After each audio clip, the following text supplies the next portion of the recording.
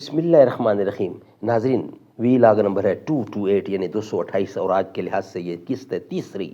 Page ہے 163. معارف القرآن جلد دوم سورۃ آل عمران نمبر 3 اور آیت نمبر 123. معارف و مسائل آج کا سب ہیڈنگ ہے غزوہ احد کا پس منظر ہم آپ کے سامنے رکھنے کو جا رہے ہیں. ناظرین، روزانہ کی بنیاد پر ہم آپ کے سامنے قرآن کریم کا ترجمہ، تشریح، تفسیر اور تلاوت کلام پاک رکھتے ہیں. اس کتاب کا ٹائٹل ہے معارف القرآن جلد 2 جلد 2 سورۃ آل عمران سے لے کر سورۃ النساء تک، پارہ نمبر 3 کا رکوع نمبر 9 سے لے کر پارہ نمبر 6 کا رکوع نمبر 4. رائٹر ہیں اس کتاب کے حضرت مولانا مفتی محمد شفیع صاحب عثمانی رحمۃ اللہ علیہ، مفتی اعظم پاکستان. نحمده ونصلي على رسوله الكريم. بسم الله الرحمن الرحيم. قال النبي صلى الله عليه وسلم خيركم من تعلم القرآن وعلمه. بہترین لوگ وہ ہیں جو خود بھی قرآن پڑھیں، دوسروں کو پڑھائیں، سکھائیں اور لکھائیں. جب پیر فلک نے ورق ایام کا الٹا، آئیے صدا پاؤ گے تعلیم سے اعزاز.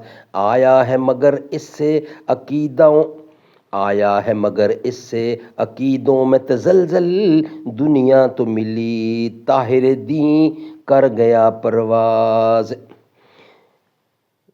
دین ہو تو مقاصد میں بھی پیدا ہو بلندی، فطرت ہے جوانوں کی زمیں گیر زمیں تاز. دین ہو تو مقاصد میں بھی پیدا ہو بلندی، فطرت ہے جوانوں کی زمیں گیر زمیں تاز. معارف و مسائل غزوہ احد کا پس منظر.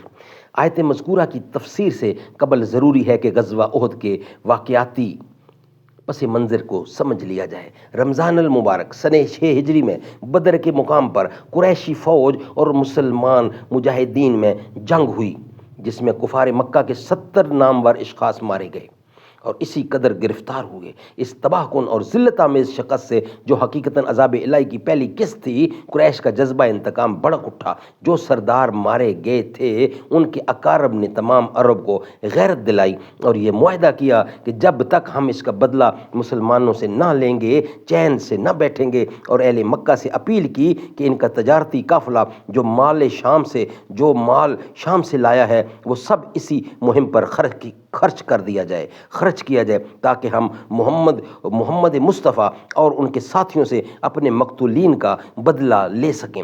سب نے منظور کر لیا اور سنہ 3 ہجری میں قریش کے ساتھ بہت سے دوسرے قبائل بھی مدینہ پر چڑھائی کرنے کی غرض سے نکل پڑے، حتیٰ کہ عورتیں بھی ساتھ آئیں تاکہ موقع آنے پر مردوں کو غیرت دلا کر پسپائی سے روک سکیں. جس وقت یہ 3000 کا لشکر اسلحہ وغیرہ سے پوری طرح آراستہ ہو کر مدینے سے 3-4 میل جبل احد کے قریب خیمہ زن ہوا تو نبی کریم صلی اللہ علیہ وسلم نے مسلمانوں سے مشورہ کیا. آپ کی رائے مبارک یہ تھی کہ مدینہ کے اندر رہ کر دشمنوں کا مقابلہ بہت آسانی اور کامیابی کے ساتھ کیا جا سکتا ہے. یہ پہلا موقع تھا کہ رئیس المنافقین عبداللہ بن ابی جو بظاہر مسلمانوں میں شامل تھا، اس سے بھی رائے لی گئی جو حضور صلی اللہ علیہ وسلم کی رائے کے موافق تھی. مگر بعض پرجوش مسلمان جنہیں بدر کی شرکت نصیب نہ ہوئی تھی اور شوق جہاد بے چین کر رہا تھا، مصر ہوئے کہ ہم کو باہر نکل کر مقابلہ کرنا چاہیے تاکہ دشمن ہمارے بارے میں بزدلی اور کمزوری کا گمان نہ کر سکے. کثرت رائے اسی طرف ہو گئی.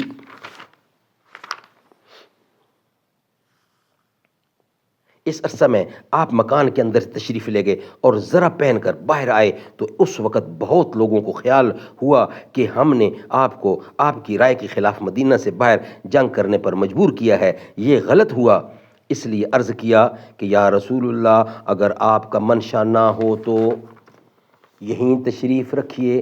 فرمایا ایک پیغمبر کو سزاوار نہیں کہ جب وہ زرہ پہن لے اور ہتھیار لگا لے پھر بدون قتال کیے ہوئے بدن سے اتارے.